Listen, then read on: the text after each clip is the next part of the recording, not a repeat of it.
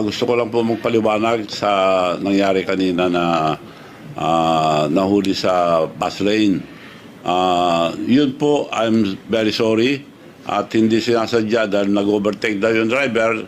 Hindi naman sa bus lane mismo, nag-overtake lang sa...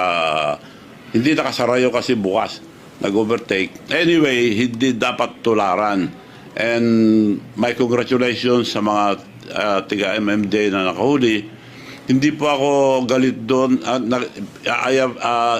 Bigyan ko sila ng reward. Baka kala lagay, hindi.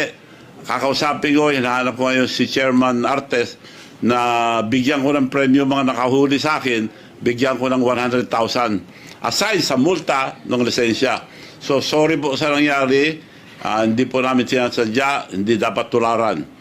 At saka isa pa, yung plaka, walang plaka yun, bagong gawa kasi kami